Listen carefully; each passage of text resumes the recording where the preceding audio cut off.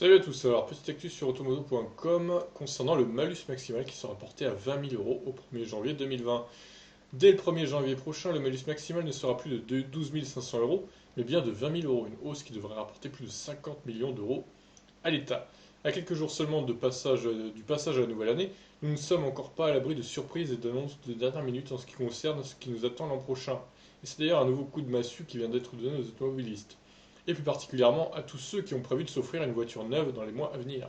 Et pour cause, le malus maximal devrait grimper considérablement pour atteindre non pas les 12 500 euros comme c'était prévu jusqu'à présent, mais bien les 20 000 euros pour les véhicules rejetant plus de 184 grammes par kilomètre de CO2. Une nouvelle qui fait mal, certes, mais qui était plus ou moins attendue tout de même. Et pour cause, le ministre de l'économie Bruno Le Maire avait évoqué il y a quelques semaines l'idée de déplafonner le malus afin de dissuader encore plus les Français d'acheter des véhicules de grosse cylindrée. S'il s'agissait pour l'heure d'une simple proposition, celle-ci est désormais à un cheveu de devenir une réalité, puisqu'un amendement vient d'être déposé dans le cadre du projet de loi de finances 2020.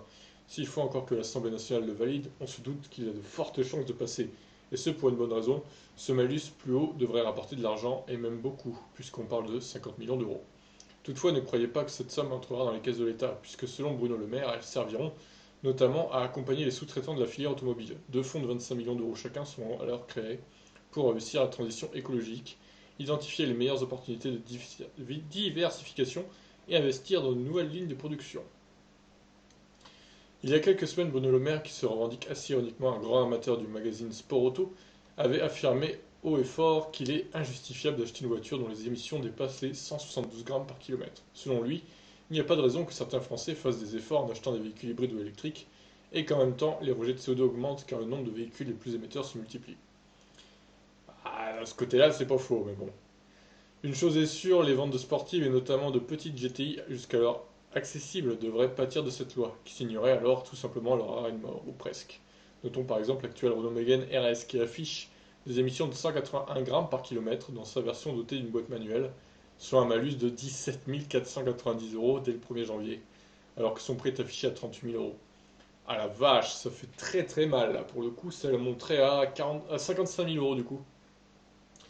L'électrification pourrait alors être une solution au risque de détourner les puristes et surtout de tuer la passion automobile. Ah, ils exagèrent un peu, c'est pas parce qu'ils vont électrifier les voitures que ça va tuer toute passion automobile, hein. Les voitures électriques, elles vont vite, elles accélèrent fort aussi, certes, il n'y a pas de bruit, je suis d'accord, mais bon, au final, les performances sont là quand même. Donc voilà, que dire de cette actu? Bon, moi je m'en fous, honnêtement, j'ai une voiture électrique, donc ça me concerne pas. Mais je comprends que pour certains qui voulaient s'acheter une voiture haut de gamme, puissante, ça puisse les emmerder. Voilà, bon après, c'est comme ça. C'est comme ça. Voilà, ils vont peut-être changer d'avis du coup, se diriger vers plutôt une électrique ou une hybride rechargeable au moins. Mais là, oui, c'est vrai que 20 000 euros pour plus de 184 grammes par kilomètre de CO2, c'est quand même un sacré malus, hein.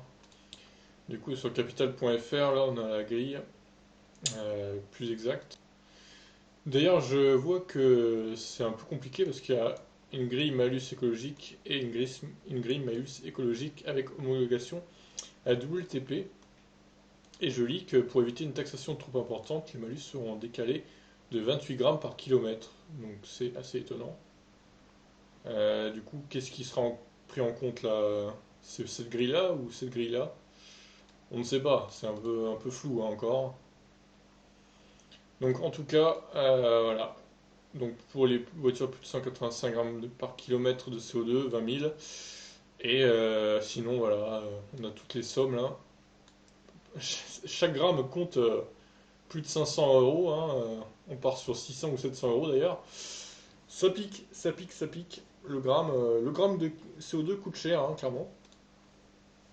Donc voilà ce qu'on pouvait dire sur ce nouveau projet de loi des finances.